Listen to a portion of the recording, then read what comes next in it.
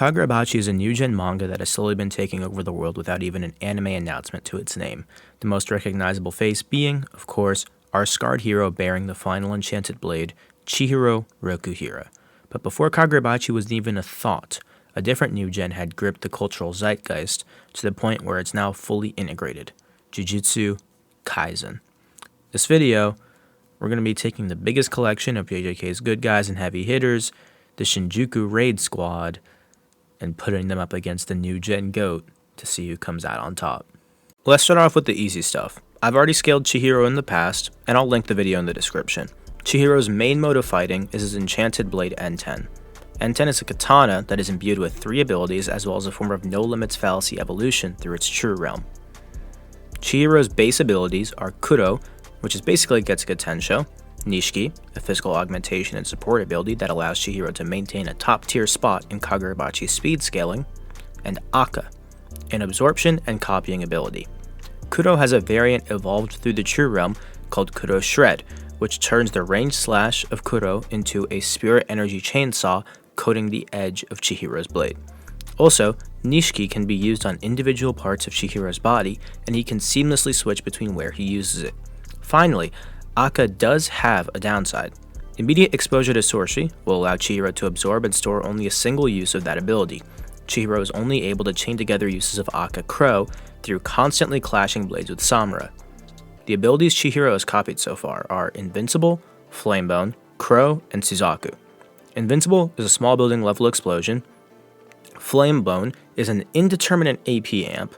Crow is teleportation. Suzaku is healing and also offensive flames that he can use to massively amp his slashes. He hasn't mastered Suzaku, so we're not going to have him use it to heal, should we give him that. Spoiler alert, we won't. Also, Chihiro has attained proficiency with the EI White Purity style. This speed-focused drawing style allows Chihiro to move with explosive speed calced to hypersonic in base, even greater when combining with Nishiki or Akka Suzaku. Lastly, N10 is an indestructible sword. It's been shown that when non-enchanted blades clash against it, it just breaks. An ability of Chihiro that isn't talked about much is his Kuro domain.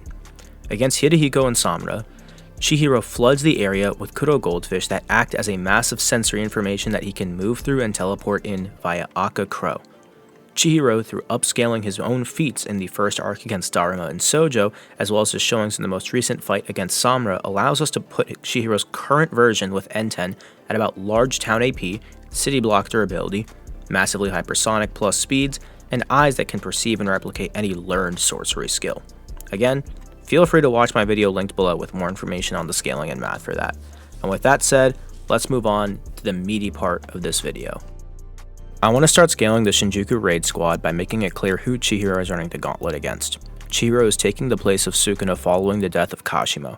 If you want to know what Hikari is doing, let's just say he's fighting Shiba offscreen for 40 chapters. Kagurabachi fans know what happens to anyone who fights Shiba offscreen. Now, let's go through the roster of characters. Higuruma, Choso, Ino, Kusakabe, Miguel, Larue, Yuta, Yuji, Maki, Todo, Hana, and Inumaki. I will not be factoring in Nobara due to her only contribution to the raid being rendered irrelevant against Chihiro since there is no random piece of his soul lying around to use resonance on. Also, I will not be factoring in Wiwi, Kirara, and Shoko's contributions. Chihiro always goes for the decapitation or bisections, so there's no healing that Shoko could do as she's been shown incapable of healing those exact wounds, and decapitation is an instant death. Yuta puppeting Gojo's corpse will also not be taken into account since Chihiro usually goes for the head. One last thing before we go over abilities and scaling is Reverse Curse Technique. RCT is a technique that allows these characters to heal otherwise fatal wounds and regenerate lost limbs with positive energy. The heavy hitters present have either RCT or a weaker healing factor in the case of Maki. Choso and Higuruma also have RCT. Everyone else does not. With that out of the way, let's get into scaling. Starting off with the non-heavy hitters, while they won't have much scaling or be talked about because Chihiro literally just blitzes and one-shots them with 0 difficulty, there's 2 exceptions to that. Higuruma, our first exception, is only relevant for his domain expansion, Deadly Sentencing. He puts the target through a court trial and upon finding them guilty can charge them with confiscation, the death penalty, or both. Confiscation will take away their curse technique or tool, and the death penalty summons the Executioner Sword, a cursed tool that will one-shot the target found guilty. He also has Domain Amplification, which creates a full body shield that defends against curse techniques at the cost of pausing his own. Feats-wise, Higuruma is incredibly lacking. He was getting pressured by Culling Game's Yuji without any cursed energy, he was getting outsped by the heavy hitters, and lacked the durability to live Sukuna slashes, or so we thought. Yes, he did live Sukuna slashes, but it was more like he was on 1 HP and bleeding out, and he got saved last second and healed up, but battlefield removal will still be classified as a loss. Either way, I think that Higuruma downscaling the speed and AP feats and being purely reliant on his hacks makes him nothing to write home about for a head-on battle if you scale relative to or higher than the heavy hitters. Moving on to Kusakabe, his auto-hit simple domain is the only thing that saves him. He could keep his range and try to deflect Kudo slashes, but the moment he attempts to get close, he's getting decapitated and his sword is breaking against N10. Leroux and Miguel are a little better. Leroux's curse technique creates a giant hand to grab a target with, and Leroux can then stun an opponent by grabbing their attention. Miguel's got some of the best physicals in the JJK verse, and his curse technique, Hakuna Lana, lets him dodge attacks while giving himself domain stat buffs. Leroux's durability is not much to write home about, but Miguel was able to withstand a serious Gojo barrage without having as much of a drop of blood lost. Now, I'm going to make a statement that might be sacrilegious to other JJK fans. Miguel scales semi-relative to Gojo. Now, before you click off this video, dislike, and leave a hate comment or whatever, please, just hear me out. Just hear me out, okay? In JJK 0, Miguel is able to take a beating from a curse technique-less Gojo while his own curse technique is turned off. Miguel's job is not to beat Gojo, just to stall him. While fighting, Gojo is obviously faster, and Miguel fails to get any hits on him. But it seems obvious to me that from a physical perspective, Miguel has some of the best in the verse. Gojo explains that the most important part of sorcery is the base you reinforce, your body's strength without cursed energy. Gojo makes the comparison to Miguel and says that he has a stronger base to reinforce. Going off of this, we can say Gojo is definitely faster, and with the Amps the Limitless curse technique grants him, he is obviously above Miguel. However, Miguel's showings with this curse technique include dodging multiple dismantles, a feat our blue-eyed prince is notoriously incapable of performing. So I'm gonna say Miguel, at least durability-wise, scales to Gojo, even if his AP doesn't. As for his AP, he should scale to the higher level of grade 1 for him to even be in conversations of showing up to Shinjuku. We can say he's somewhere around the same AP tier as Todo, Kusakabe, Choso, and the rest of the non-heavy hitters. A bit of a lowball, I know, but the alternative is saying he hits harder than the special grade level threats leading the charge against Sukuna, and even I'm not trying to open that can of worms, despite the fact that I probably already pissed off enough JJK fans with this video. Hana and Inumaki's contributions to the original fight against Sukuna were limited and honestly don't matter too much here. Jacob's Ladder, Hana's borrowed curse technique, negates curse techniques and destroys cursed objects. Inumaki's contribution was a tape recorder containing his targeted don't move application of his cursed speech technique, which lets him force the target to follow his command. The issue is that the blowback on Inumaki depends on how strong the target is. If his opponent is too strong, he'll take damage and potentially even die. Inumaki's don't move tape recording will definitely come in handy, but Hana's weaker Jacob's Ladder won't be that effective on Chihiro since he's not an incarnated sorcerer. Besides chip damage, I don't see how much of a help it would be, and both of these characters are incredibly fragile, especially Hana, but Inumaki has been shown to be far too weak even at full strength to withstand the blowback on special grade cursed spirits unscathed. Todo's Re-Boogie Woogie is effectively a more powerful version of Crow, Tobimune's primary ability. It's an ability that allows him to endlessly teleport, and it leads to a disorienting battle that even Sukuna believes cannot be predicted or adapted to. He's definitely a nuisance, and with his repetitive teleporting and pump fakes, it's no surprise that even Sukuna had trouble with him. Finally, we can move on to the heavy hitters, aka everyone who lasts more than 5 minutes against him. No, not minutes, seconds. They're all treated as relative to each other, with minor scaling differences, but generally remaining in similar tiering. Maki, with her heavenly restricted body and soul split katana, has durability negation greater than Chihiro's. She also has her own healing factor, as I've already said, and is able to tank multiple black flashes from Sukuna. Yuji is a physical monster on pair with Maki, specializing in hand-to-hand combat. At the beginning of the raid, he has only access to the blood manipulation curse technique, which he hasn't mastered. He primarily uses it to shoot piercing blood with the assistance of Choso, make his blood explode, and perform expedited reverse curse technique. Surprisingly, Gege chose to not give the physical fighter flowing red scale, which is a blood manipulation technique that amps physicals. Yeah. Yuji also has simple domain, which will not see any use here since Chihiro does not have a domain expansion. Lastly, despite not being able to do it on command, Yuji has access to the Sparks of Black. Black flashes will raise his strength exponentially by a power of 2.5, make consecutive black flashes easier, and worst of all for Chihiro, put him in an awakened state. When awakening, Yuji finally begins using the Shrine Curse technique. Shrine is a 3-part technique between slashing and flames. While Yuji never uses Divine Furnace on screen, that's not what makes his version of Shrine deadly. A newly awakened technique has low output, but Yuji makes up for this with a binding vow to target the soul with Dismantle. Yuji becomes a walking, talking soul split katana capable of dealing immense durability negating damage with a single touch. And with Shrine unlocked, Yuji can prevent escape using his unnamed domain expansion with the sure hit of soul targeting cleaves and dismantles raining down on the enemy. The last heavy hitter we're going to talk about is Yuta Okotsu, who's got arguably the most busted bag in the entire verse. Yuta has the second largest curse energy pool in the series, reverse curse technique capable of healing limbs, he can output positive energy, he has a Shikigami he shares eyesight with, and without even trying is able to put down a post-Shibuya Yuji who should scale at about the same level as the higher end of grade 1s. But it gets even crazier when he puts his ring on and the 5-minute timer starts.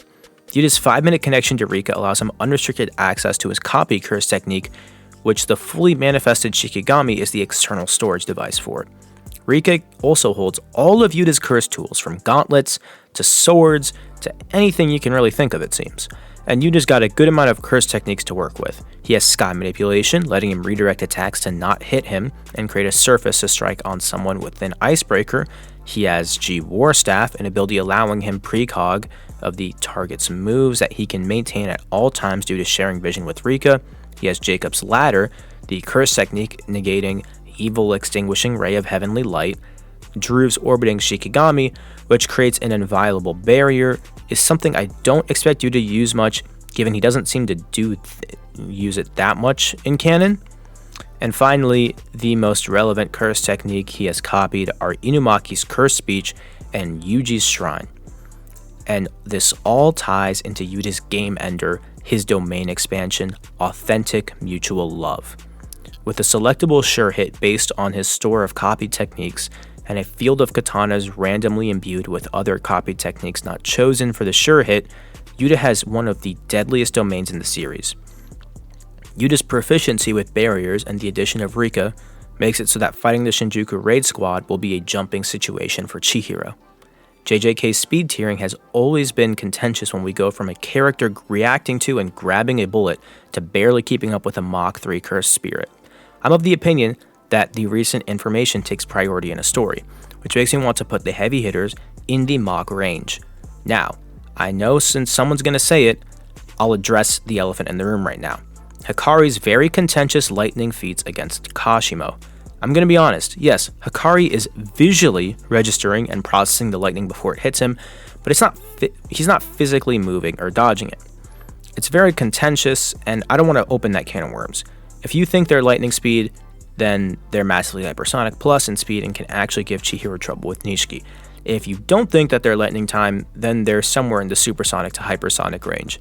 Yuji Kenjaku and the other special grade level fighters in the verse react to and dodge piercing blood on multiple occasions, which is a supersonic attack. This scaling would apply to the rest of the heavy hitters, even Yuta and Maki, since they both were confident in fighting Kenjaku without getting folded, implying a certain level of speed relativity. As for AP, Cursed Naoya is dashing through the Sakurajima colony and destroying buildings left and right, and Maki, after her second awakening, is able to defeat this Naoya without a scratch on her. If you subscribe to the idea that Maki and Toji cannot grow stronger, which I personally do, Yuji and Yuta should still scale to this at around multi-city block levels of AP and durability as a baseline, something that remains consistent given their showings against Sukuna and Yuta's feats in Sendai Colony, which he upscales in Shinjuku after the time skip. Yuta being able to handle and defeat Ryu Ishigori, as stated before, is just another piece of evidence to the town scaling argument, which leads to me comfortably placing Yuji and Yuta in town levels of scaling, with Maki a little behind at the multi-city block level. And this leads to them all being generally relative with their own methods of dealing with Chihiro, namely durability negation and domain expansions. Now before going over this matchup, I will be applying verse equalization. Spirit energy is treated the same as cursed energy, N10 is treated as a cursed tool by domains, and Chihiro can see curses. Additionally, I'm going to say that cursed tools are treated as pseudo-enchanted blades, meaning that the soul split katana isn't going to break the moment it touches N10. I will not count Kusakabe's sword, as it seems to just be a regular katana covered in cursed energy, and we've seen what katanas with spirit energy against enchanted blades do. They break. I'm going to treat this matchup the same as it was in canon with all the waves. However, since Yuji appears multiple times, I'm going to tweak that. If he dies, he's done. Additionally, Chihiro doesn't hold back in his fights, he's fighting seriously for the kill on sight. This is important because with the White Purity style in Nishiki, Chihiro is able to perception blitz everyone except arguably the heavy hitters. He puts them down in seconds. Even then, it's contentious that the heavy hitters are reacting to Chihiro moving at his top speeds. Maki with her precog could react, and the same with Yuta if he lands an attack with G War Staff, but that requires that Yuta lands an attack. But let's just go through the waves. Wave 1 of the raid consisted of Choso, Kusakabe, Higuruma, Yuji, and Ino. Initially, Higuruma and Yuji trapped Chihiro in the domain expansion to get confiscation and the death penalty, but that strat won't be guaranteed to work, and this is the most interesting part of the matchup. Chihiro only kills criminals since he's a vigilante, and when he isn't pursuing criminals, he's protecting civilians or acting in self-defense. In the current story, he's working for the Kamunabi, and as such, his recent kills are military service. Chihiro himself doesn't have that many kills he couldn't argue a solid case for, but if that's dependent on Chihiro's beliefs, and what he deserves is innocent. If Chihiro decides to pull a Yuji and own his crimes with the I'm going to hell mentality that he showed in the first part of Swordbearer's assassination, he could lose N10 to confiscation. Do I think he'd get the death penalty? Potentially, but just losing N10 leaves him with just the White Purity style and his Masabi sword. This is unfortunately not enough to hang with the heavy hitters or even the grade 1 fighters and would lead to him swiftly being dealt with. He can still blitz and one-shot most of the grade 1s, but it's a numbers issue and he would just die. The Executioner's Blade is also a major problem, which is one on an already massive plate. The question of what a confiscation sentence would do to N10 is also raised. I think that due to N10's unique nature and how sorcery treats it as the same thing as Chihiro in-universe, it's possible that N10 cannot be physically confiscated. It could potentially just be rendered unusable, or the Eternal Contract broken. This doesn't particularly help Chihiro, as we see that your Eternal Contract rewrites your nervous system. Chihiro's contract breaking would paralyze him, and should a death penalty be added, it's just over. However, if Chihiro manages to beat the court case, he would immediately identify two things. 1. Someone saying domain expansion and putting up a weird hand sign equals he's getting put in a weird pocket dimension. And 2. Higuruma needs to die now. And with him stat gapping them all save for Yuji, he would achieve this goal very quickly with Kudo Shred, Nishiki, and the White Purity style. As for how Chihiro beats the court case, he can easily argue government service or self-defense. Additionally, the laws in Kagurabachi's Japan seem to be different, as open carrying katana and performing sorcery are regular occurrences. As we see, a lot of Chihiro's kills are in the interests of protecting innocent parties and stopping Yakuza activity. There's also the question of Higuruma's own sense of justice. Would he himself be comfortable after the evidence in his hand potentially shows him Chihiro's past and how N10 ended up in his possession? Likely not. Wave 2 includes Yuta and Yuji. In canon, Yuta trades blows with Sukuna before using domain expansion and including Yuji. Sadly, in the time it would take Yuta to arrive, Yuji's head would have been divorced from his shoulders. Chihiro would have killed Higuruma, Choso, Ino, and Kusakabe in record time, and while I believe Yuji would last more than 5 seconds, without access to domain expansion or a shrine, he would sadly die very quickly. So quick that Yuta would appear to a mass of bodies, and should he not immediately use domain expansion, he would join Yuji and the rest. This repeats itself with Maki, who despite also being a sword fighter and with precognition, would not last long against Chihiro's speed, with Nishiki being calced to thousands of mocks above Maki's most generous feat of catching a bullet. Miguel, LaRue, and Toto would not fare much better, as even if LaRue was able to keep Chihiro's attention, putting Chihiro on the back foot without soul damage or domain expansion is a bad idea, one that leads to him usually unlocking an evolution in his power through the True Realm. Now, is this disingenuous glazing? No, it is just a fact that Chihiro is that strong. The unfortunate truth is that he's too fast to pin down, let alone for Yuji to land a Black Flash and awaken. Another thing to point out is that Miguel and LaRue would only show up if there was a more than 1% chance that they wouldn't immediately get slaughtered. They put conditions for showing up to Sukuna, remember? Seeing Sukuna get replaced by a random kid with a busted curse tool casually one-shotting everyone would lead to them not entering the fight. Just for the hell of it though, I'll go over his matchups in Yuta and Yuji's domains. In Yuta's domain, assuming the presence of Rika and Yuji, Chihiro is screwed. If the sure hit is Shrine, he cannot live the attacks even with Nishiki reinforcement stacking on Akka's absorption properties. Cleaves and dismantles would rain on him. Assuming a Jacob's Ladder sure hit, Chihiro would temporarily lose access to N10, assuming that we're treating it as 3 curse techniques imbued into a sword. N10 being treated as a curse tool doesn't negate its source material, which is the indestructible Aura Detensky. Jacob's Ladder wouldn't destroy N10, and would only really be an off switch. Akka unfortunately has an absorption limit, and I just don't think that a max output Jacob's Ladder from a top tier is being absorbed that easily. So, is Chihiro cooked no matter what? Basically. He has to immediately go for the kill to stand a chance, and Chihiro in character does exactly that, which is why Yuta doesn't get a chance to use domain expansion unless it's the moment he steps foot on the battlefield. In Yuji's domain, if he takes him through their last chance conversation, then they would honestly get along. They would agree on their ideologies, and they would become friends. They have similar outlooks on the value of other people's lives, but Chihiro has to kill while Yuji has had the liberty of avoiding it sometimes. They'd trade stories of Wasuke Itadori and Kunishige Rokuhira, talk about the burdens they bear as Sukuna's former vessel and the contracted bearer of N10. But that's not fighting. Let's just say that Yuji doesn't do that and immediately ups his short hit on Chihiro. His soul targeting, durability negating, shrine sure hit. Yeah, Chihiro's dying immediately. You can break down this fight into a flowchart. Does Deadly Sentencing take away N10?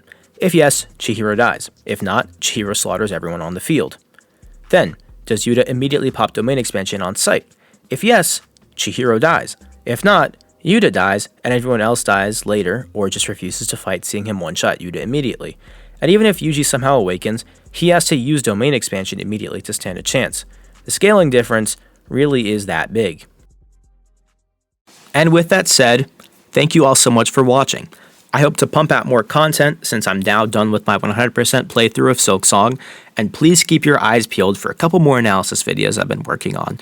Please let me know if you want me to talk about other series more, and feel free to like, subscribe, or even give the video a hype if you've enjoyed. My name is Bingle, or Artist Furia, and I hope you have a damn good one.